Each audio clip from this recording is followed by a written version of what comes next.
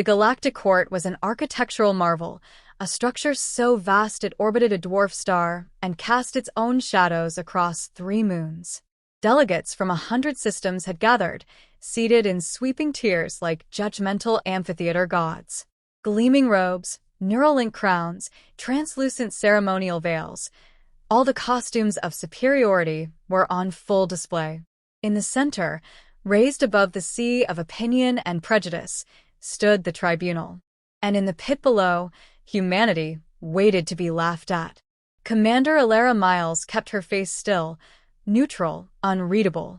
Her dark uniform absorbed light, much like her patience, which had been tested since arrival.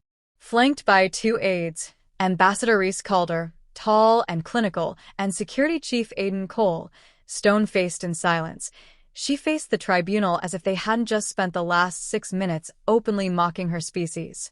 Let the record show, intoned the Varkari high voice, a translucent being of quivering flesh and synth bone, that the Terran Confederation has proposed something called, and I quote directly, Defense Contingency Alpha. The laughter that followed wasn't just expected. It was orchestrated. It rippled outward, species by species, until even the protocol AIs hummed in what sounded disturbingly like a chuckle. Earth, said a silicoid delegate, its voice filtered through crystal vibrations, has no fleet worth mention. No energy weapons above Class 4. No extra-dimensional shielding. This defense plan is a press release with delusions.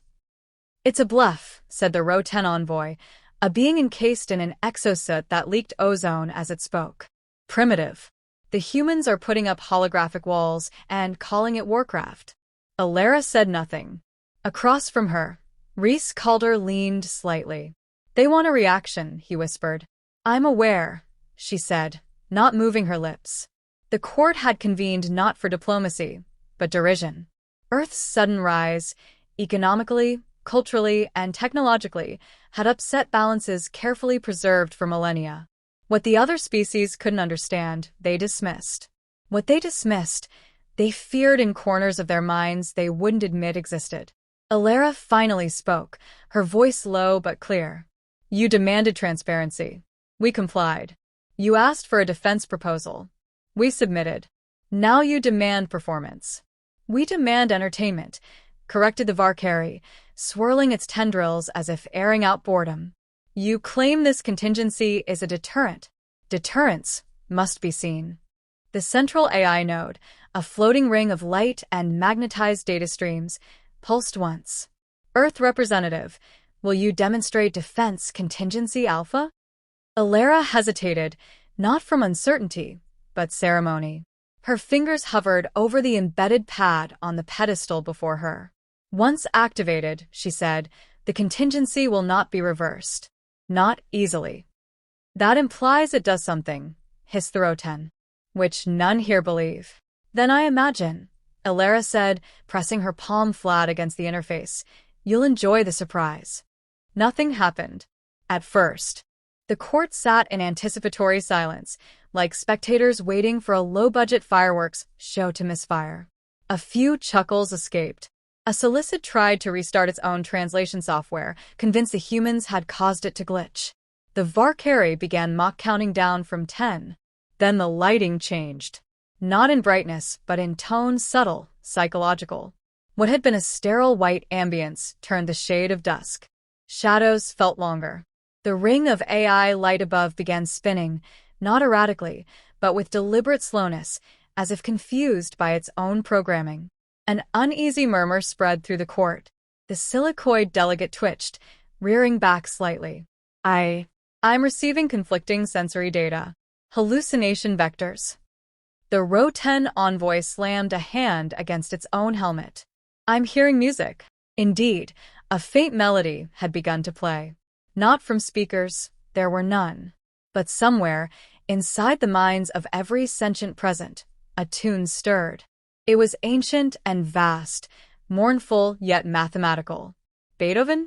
No, older. Something deeper. Something human. The AI ring stuttered mid-rotation, pulsing out a single spoken phrase in perfect Terran standard. How do you measure a soul? The words silenced everything. Alara said nothing. Behind her, Reese whispered, "It's working. Contagion vector is propagating." Aiden Cole simply stood there, eyes locked on the Varkari's twitching form. Delegates began shifting in their seats. Silicoids attempted internal reboots. Roten envoys whispered to themselves in cycles of doubt. The entire chamber now flickered slightly, not in the light, but in perception. Time felt longer. Thoughts seemed not to be one's own. A creeping doubt rose like fog. "Cease this," the Varkari screeched. "Shut it down." "I can't," Alara replied. "Calm." Measured. Inevitable. Cease or be sanctioned. "You activated the court's right to demonstration," Reese said, stepping forward now. "And this is the demonstration. Defense Contingency Alpha isn't a weapon. It's a mirror." More murmurs. A few delegations left in haste, whispering urgent codes into translators that no longer worked. The AI ring glitched again, reciting lines from Earth literature, from Borges, from Sun Tzu, from Terry Pratchett. Then silence. Dead. Perfect silence. Every AI, every translation node, every digital element in the chamber froze, not malfunctioning, but listening. Alara finally broke the silence. "You asked what our defense strategy was. It's this: we do not beat you with force. We beat you with belief. Yours." And with that, she turned from the pedestal. Behind her, the galaxy stared, confused, frightened, divided. For the first time, it wasn't Earth that looked primitive. It was everyone else. The first screams didn't come from the outer fringe, but from the inner sanctum. The Roten dignitary jolted upright, clattering against its exosuit, arms flailing. Its voice modulator spiked as it shrieked in overlapping frequencies. "They're inside.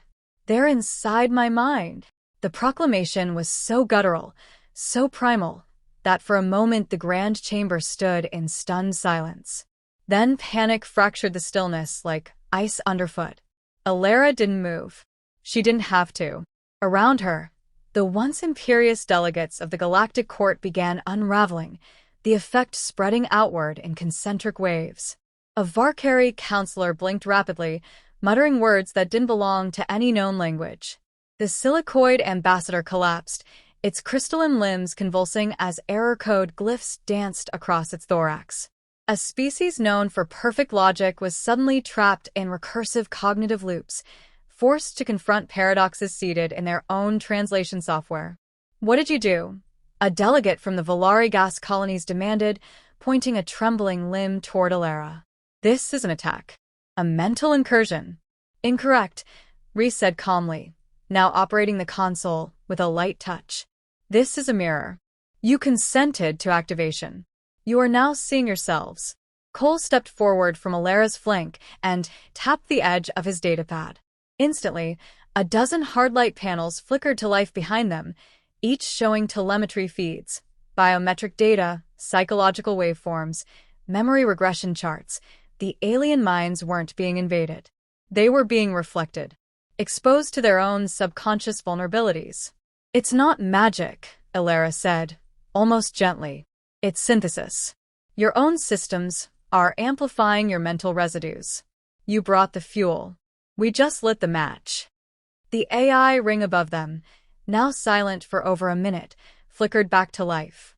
Its voice, once sterile and procedural, spoke with something disturbingly close to awe. Unregistered behavioral pattern detected. Cross-species mimetic synchronization at 37%. Earth origin signal source. Inference. Defense Contingency Alpha constitutes a Type 0 conceptual weapon. The phrase conceptual weapon hung in the air like a thundercloud. Even those species who prided themselves on emotional suppression recoiled. It was forbidden territory, tools that didn't kill bodies but ruptured meaning. No projectiles. No fleets. Just ideas, tuned like blades. Alara remembered when the theory had first been proposed, not in a lab but in a classroom. Humanity had always fought asymmetric wars. They learned to make culture a carrier, myth a contagion, and silence a threat. All they'd done now was apply it to a larger scale. Reese turned toward the assembly, or what remained of it. This is a soft activation. The system adapts, learns from your reactions. You're not under siege, you're under self-analysis. You're lying, snarled a remaining Valkyrie, eyes bloodshot and trembling. There's no weapon. You've just polluted us with human madness.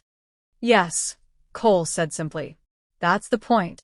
The AI ring, still flickering, now emitted another string of alerts. Dozens of delegates initiating preemptive retreat protocols. Signal jamming escalating. Multiple network collapses confirmed in outer court systems. Containment failed. You can't contain an idea, Alara said. Especially not one you're already afraid of. She stepped forward, her boots echoing unnaturally loud on the court's polished floor. Delegates watched her not as a figure of ridicule, but like a flame they couldn't unsee. You wanted to see Earth's defense. This is it. We don't need ships to repel an invasion. We just need to remind you what you fear most, your own reflections. You built an empire on control, on shared delusion. All we did was tilt the mirror slightly. A Row 10 screamed again. This time, it tore off its exosuit helm and collapsed in convulsions. Two solicids next to it attempted to shut down, to enter safe mode isolation, but the contagion had already crept into their predictive cognition. The more they anticipated patterns, the more the patterns mutated. The more they tried to explain, the less sense the world made. Cole leaned slightly toward Alara. We're nearing peak spread. Vector integrity is holding. How long before collapse? She asked. 23 minutes. Give or take. More than enough. The room was transforming. Not physically, but perceptually. Architecture bent under the weight of the psychological projection, subtle and invasive. The tribunal dais now looked farther away than it was. The AI ring hovered above, pulsing rhythmically, like a god blinking through radio static. Reese stepped beside her. The silicoid mainframe just asked for a truce. Or a software patch. It's unclear. She gave the faintest smile. Log the request. Politely decline. A commotion broke out near the entrance. Several delegates, desperate to flee, found their own transport beacons corrupted by the signal resonance. Emergency teleport attempts failed. A low harmonic buzz began in the walls, not hostile, just eerie, like the galaxy itself had tuned into the wrong frequency and couldn't find its way back. The AI ring issued one final statement, its voice serene now. Signal stability reached. Dominant thought pattern achieved, doubt. Objective, complete. The lights dimmed.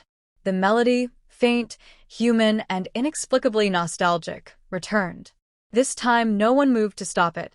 Alara glanced once more at the assembly. Defense Contingency Alpha was never about weapons. It was about being underestimated for just long enough to teach you fear. Now you've learned it. Lesson concluded. She turned to leave. Behind her, the galactic court fractured. Not with an explosion, not with war, but with doubt. The kind that spreads like rot in a structure believed immortal. A virus of the mind, passed through arrogance, sealed by silence. And Earth, the backward, underestimated Terran world, had just become the most terrifying thing in the galaxy. An idea. The aftermath did not feel like victory.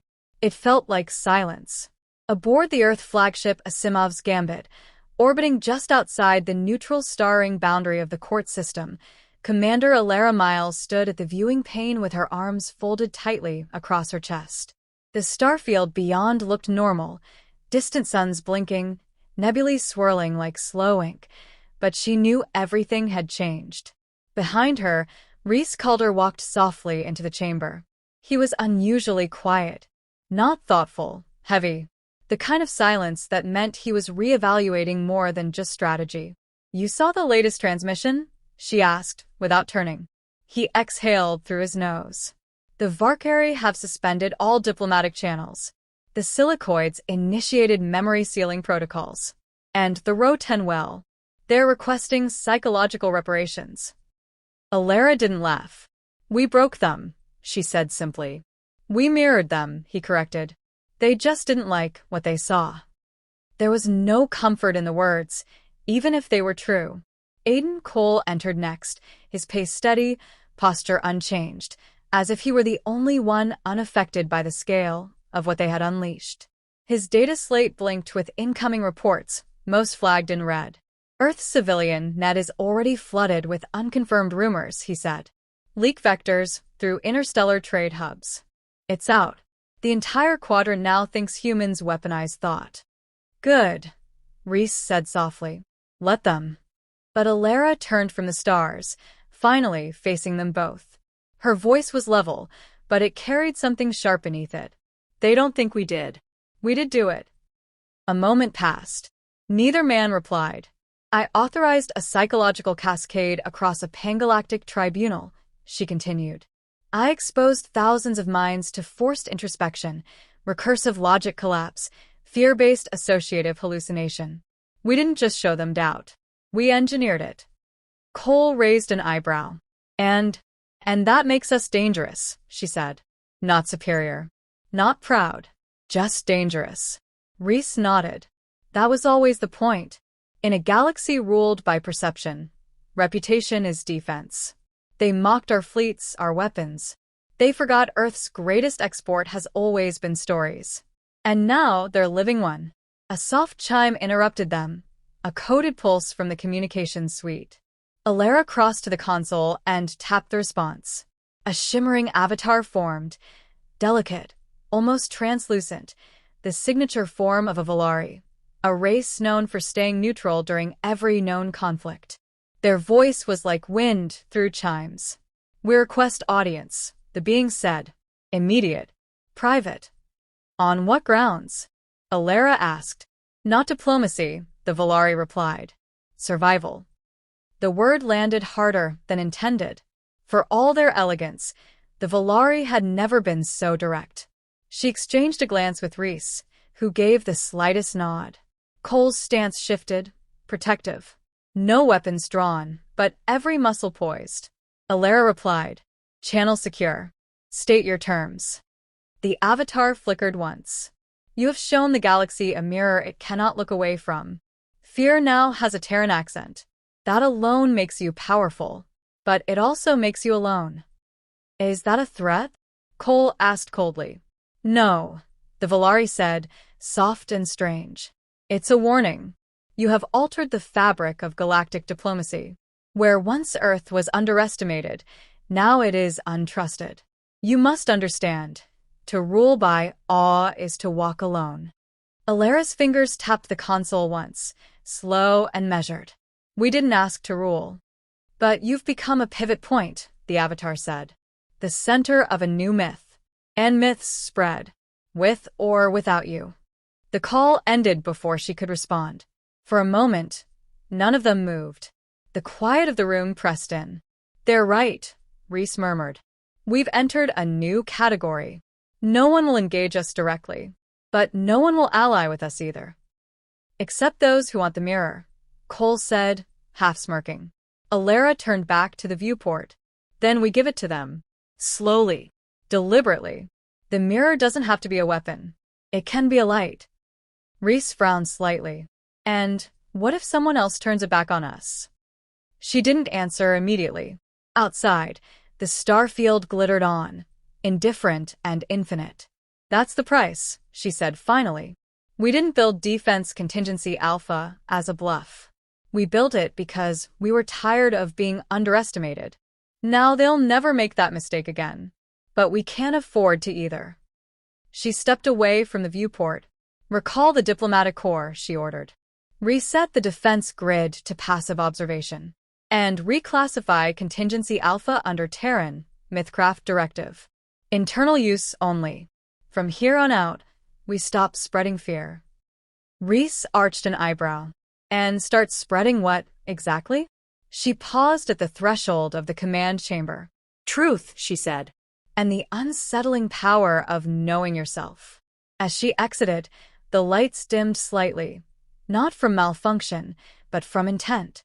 Somewhere in the ship's core, the signal that had terrified the galaxy began to fold in on itself, sealed in memory and myth, ready for when, not if, it would be needed again.